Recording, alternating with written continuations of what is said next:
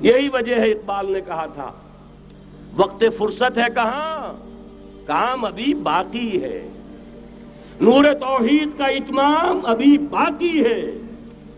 لیکن ساتھ ہی خوشخبری بھی دی تھی، یہ چمن معمور ہوگا نغمہ توحید سے، آئے گا وہ دور، یہ چمن معمور ہوگا نغمہ توحید سے، لازماً آ کر رہے گا۔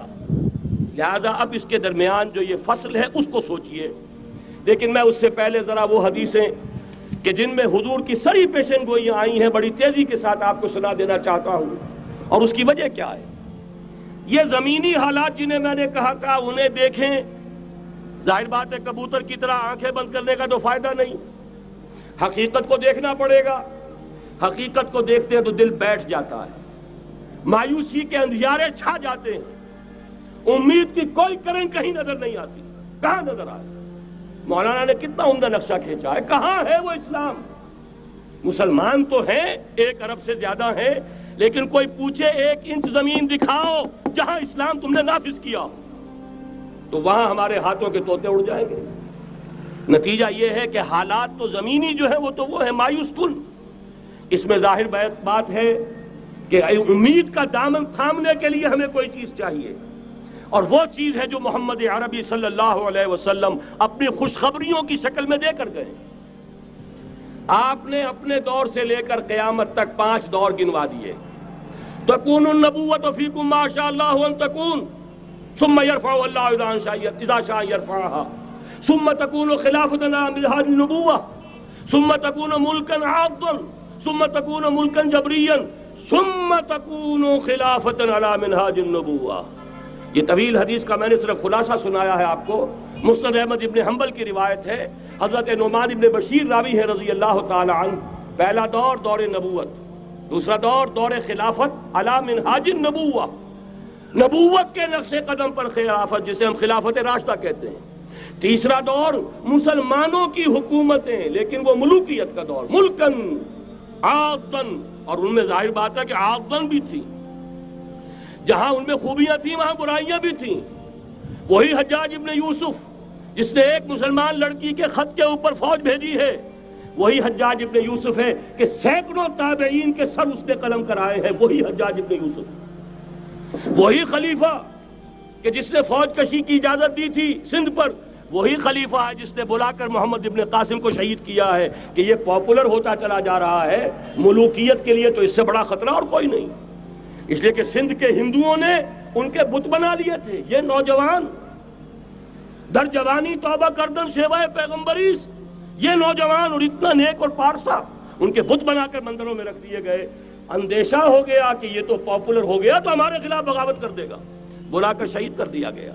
بہرحال تیسرا دور تھا وہ ملکن عاضن، کچ کھلی ملوکیت۔ چوتھا دور تھا ملکن جبرین، غلامی کی ملوکیت۔ پہلے کم سے کم بادشاہ مسلمان نام کے تو تھے، اب تو ہم ملکہ برطانیہ کے زیر نگیں تھے، تاج برطانیہ کے غلام تھے، کہیں ولندیزیوں کے غلام تھے، کہیں کسی اور کے غلام تھے، کہیں اطالویوں کے غلام تھے، کہیں فرانسیسیوں کے غلام تھے۔ یہ چوتھا دور نوٹ کر لیجئے، آدھا ختم ہو گیا، آدھا باقی ہے۔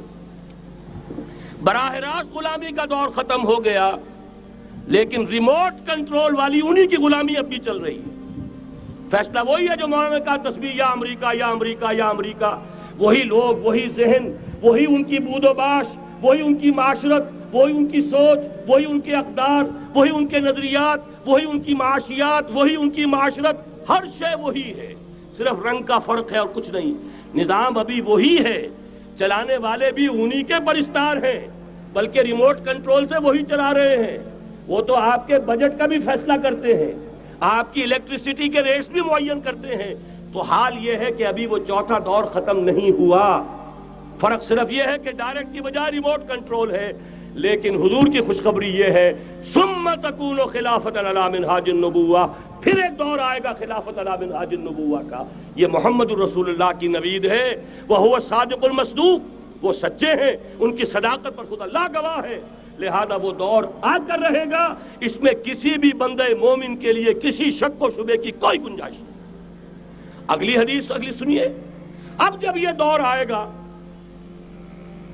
تو عالمی ہوگا، نیو ورلڈ آرڈر نہیں ہوگا، جسٹ ورلڈ آرڈر ہوگا۔ یہ نیو ورلڈ آرڈر NWO، حقیقت میں نیو ورلڈ آرڈر ہے JWO، لیکن اسی کو بدلنا ہے جسٹ ورلڈ آرڈر آف اسلام، اور وہ گلوبل ہوگا۔ دو حدیثوں کا تذکرہ کر دوں۔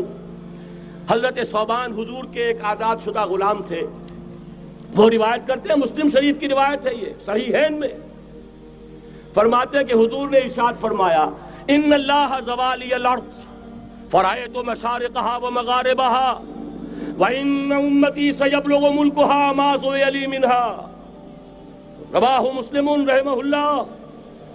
حضور فرماتے ہیں اللہ تعالیٰ نے میرے لیے پوری زمین کو لپیٹ دیا، یہاں تک کہ میں نے اس کے سارے مشرق دیکھ لیے، سارے مغرب دیکھ لیے، اور سن لو مجھ سے، ٹیک اٹ فرام می، میری امت کی حکومت ان تمام علاقوں پر قائم ہو کر رہے گی جو مجھے زمین کو لپیٹ کر اور سکیڑ کر دکھا دیے گئے۔ گلوبل ہوگی کہ نہیں؟ دوسری حدیث سنیے، یہ پھر مسند احمد ابن حنبل کی ہے۔ حضرت مقداد ابن الاسود رضی اللہ تعالی عنہ فرماتے ہیں، حضور نے فرمایا، لا يبقى على ظهر الارض بيت وبر ولا مدر الا ادخله الله كلمة الاسلام بعز عزيز وذل ذليل، اما يعزهم الله فيجعلهم من اهلها او يذلهم فيدونون لها۔ یہ ہے حدیث مسند احمد ابن حنبل کی۔ اور حضرت مقداد فرماتے پھر میں نے کہا اچھا تب تو ہو جائے گی وہی بات، وَيَكُونَ الدِّينُ كُلُّهُ لِلَّهِ، دین کل کا کل اللہ کے لیے ہو جائے گا۔ حدیث کا ترجمہ یہ ہے کہ حضور نے فرمایا، روئے زمین پر نہ کوئی اینٹ گارے کا بنا ہوا گھر رہے گا، نہ کوئی اونٹ کے بالوں کے بنے ہوئے کمبلوں کا خیمہ رہے گا جس میں اللہ تعالیٰ کلمہ اسلام کو داخل نہ کر دے۔ لیکن یہ داخلہ دو طریقے سے ہوگا، بعز عزیز و ذل ذلیل، یا صاحب عزت کے اعزاز کے ساتھ، یا کسی مغلوب کی مغلوبیت کے ساتھ، یعنی یا تو اللہ تعالیٰ ان کا اعزاز فرمائے گا اور وہ کلمہ اسلام کے خود قائل ہو جائیں گے۔ جب گھر والا خیمے والا اسلام لے آئے گا تو اسلام اس کے گھر میں داخل ہوگا، اس کو بھی عزت نصیب ہوگی۔ وَلِلَّهِ الْعِزَّةُ وَلِرَسُولِهِ وَلِلْمُؤْمِنِينَ، عزت تو حق ہے اللہ کا، اس کے رسول کا اور اہل ایمان کا۔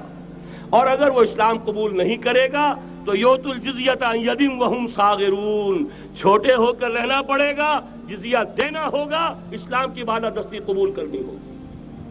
بتائیے اس کے بعد بھی کوئی شک ہے؟ یہ ہے آسمانی نقشہ۔